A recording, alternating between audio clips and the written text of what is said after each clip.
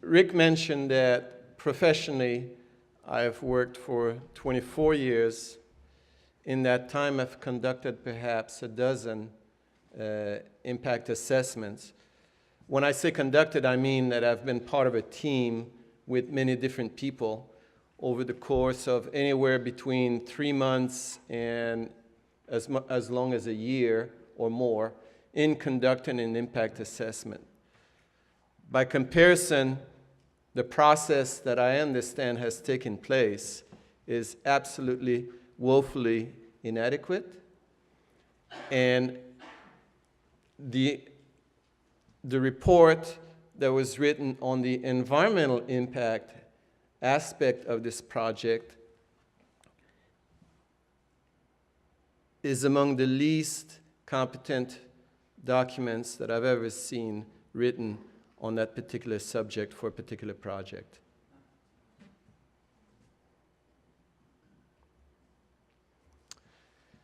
This is what's being proposed. You've seen this slide before.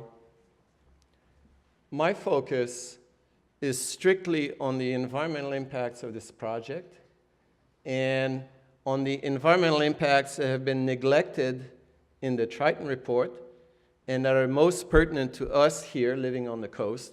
That is, what happens as the barges carry the coal from the lower mainland to Texada Island.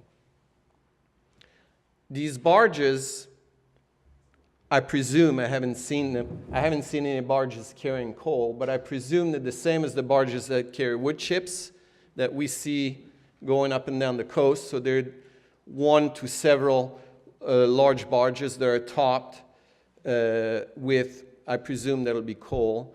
And in essence, they're much the same as some of the trains that Dr. Frank has talked about, that Frank has shown on the presentation, which means that they'll be releasing coal dust along the shipping lanes here. And I think the primary focus on any kind of environmental impact as it affects us on the coast is what will happen to coal dust that's released along those shipping lanes here. The first thing I did is just straight up look up current charts and see where the currents flow along the route. And what you can see is that any coal dust that's released along the route, some of it would come along the peninsula on our side, some of it would come along Lasqueti Island, some of it can flow on Vancouver Island. We're not sure where it would end up, we're not sure how much would end up. That's something that ought to be investigated. I can show you the map going the other way. So any coal dust coming off Texada Island, where would it go? It would hit Lasqueti Island on the other side. It would hit the Denman and Hornby and up on the shore on Vancouver Island. If you look at slack tide, water goes pretty much anywhere in this area.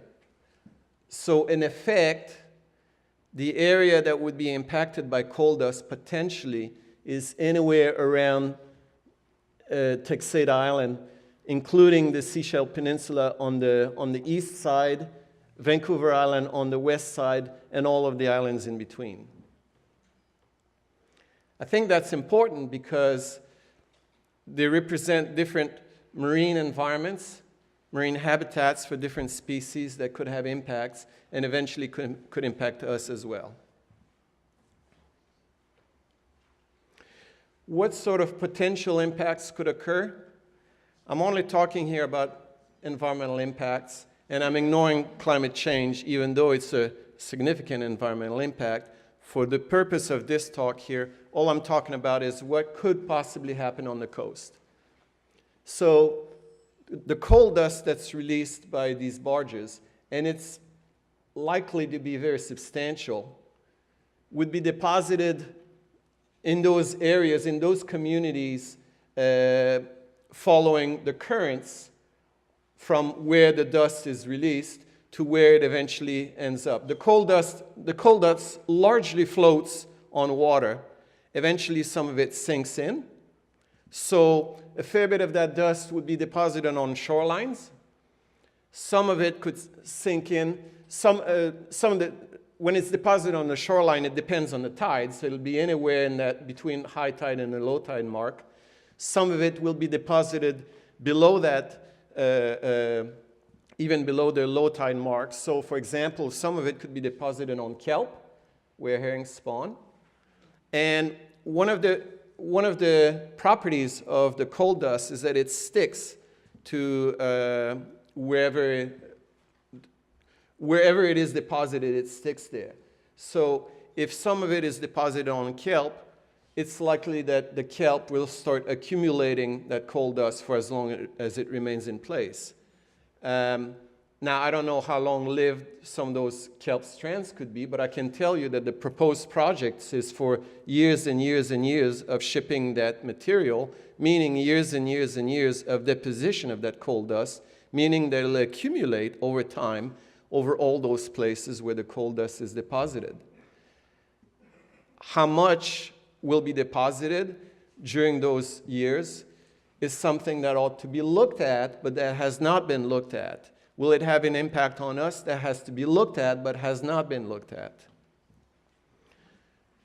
In terms of impacts on organisms, I think primarily what we have to look at are shellfish and other filter feeding organisms.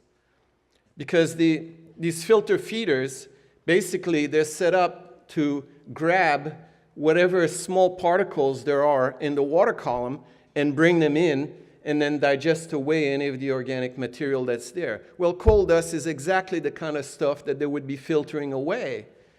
So what we're talking about are mussels, oysters, any of the other shellfish.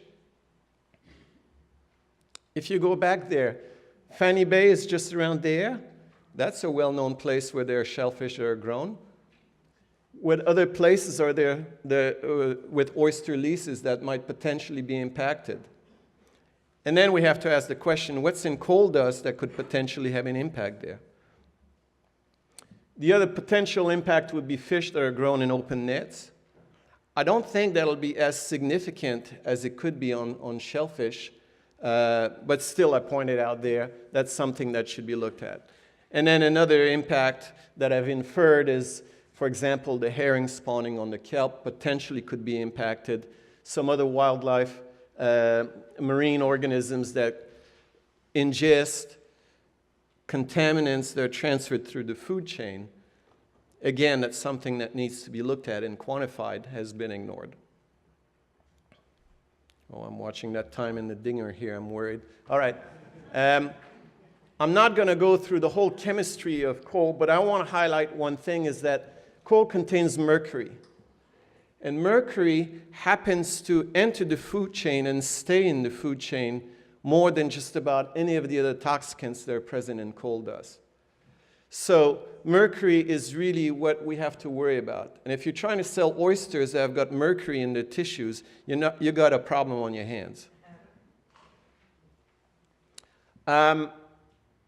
When I compare, incidentally, I was stunned when I saw this. Table 2 down below is a table pulled out of the Triton report, and it provides data on the metal concentrations in coal that they use for the assessment. When I looked at original sources, the table that I have comes from the U.S. Geological Survey and is an average of something like 4,000 or 10,000 samples of coal. And the numbers that I get for Powder River coal are actually quite different from the numbers that Triton uses in their assessment. So they don't even get the right numbers in doing their assessment.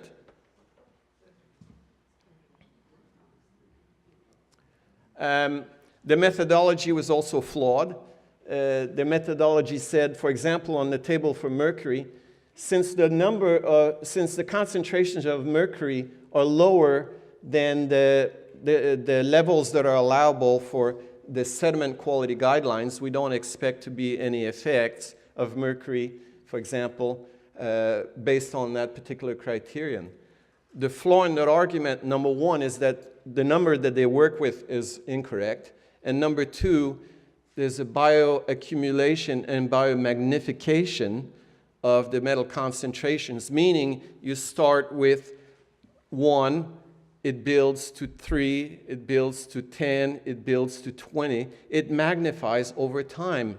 And because we're talking about long-term processes, that biomagnification will occur over time, so that the starting number that you have over a period of time now builds up to a level that exceeds whatever guidelines you have there. The reasoning is flawed in this particular process or in this particular analysis, and I'm only providing you one example of a number that could be criticized in that particular way. So the point that I'm making here is that the environmental impact assessment that was done does not look at our own communities, does not look correctly at potential impacts, and these impacts are something we have to worry about because they may affect us on the coast.